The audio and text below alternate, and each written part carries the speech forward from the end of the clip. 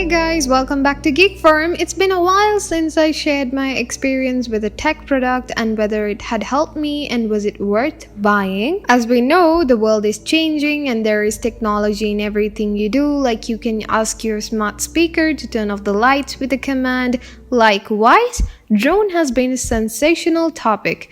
Drones has already taken over so many jobs and has served a great purpose in the real world.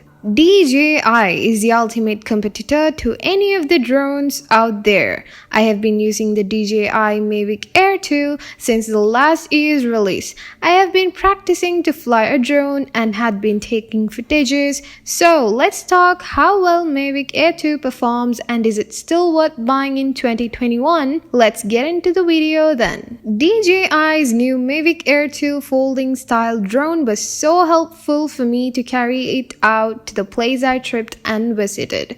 Thanks to its design, it can be stuffed in most camera bags and it doesn't skimp on safety features. Its camera uses a quad Bayer designed for crisp, detailed photos and 4K HDR video, and footage is silky smooth.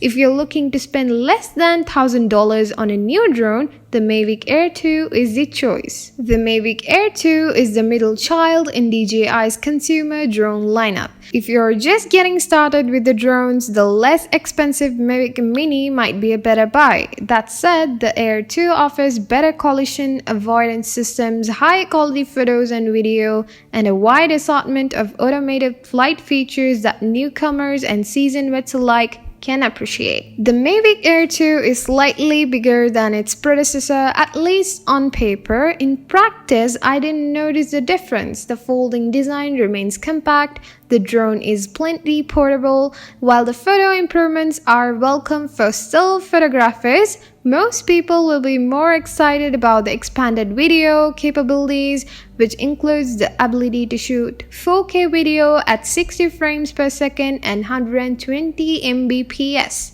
I'll be honest, the more I shoot video with drones, the less I want to do anything but fly.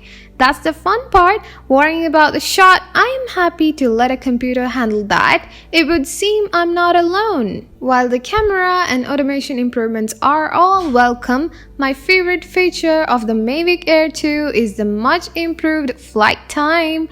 DJI claims 34 minutes in ideal conditions. I never hit that.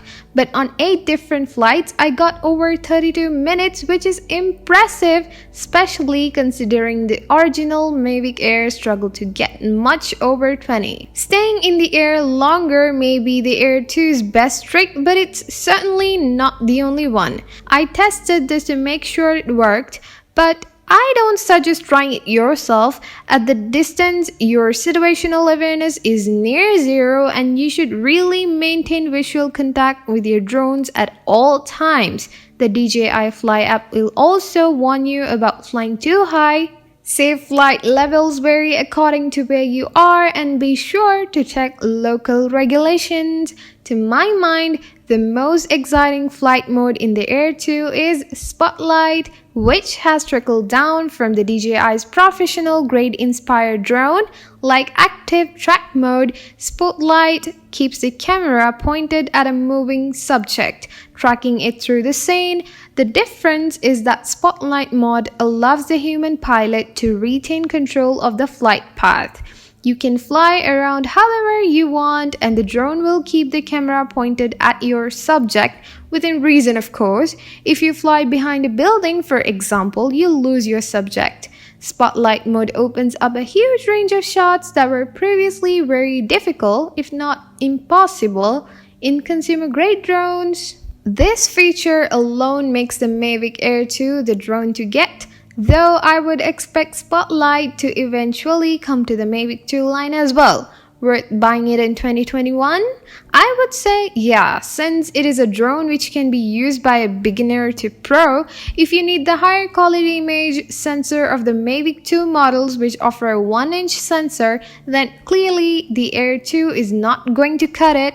But if you want something that flies well, like you want more manual control over the drone, then all new DJI FPV is the best option. But FPV drones are not for everyone. Comment down below if you guys need a full review on the new DJI FPV. Like and share it if you loved it, and don't forget to subscribe and turn on the bell notification. Till then, I am Amani signing off from Geek Forum.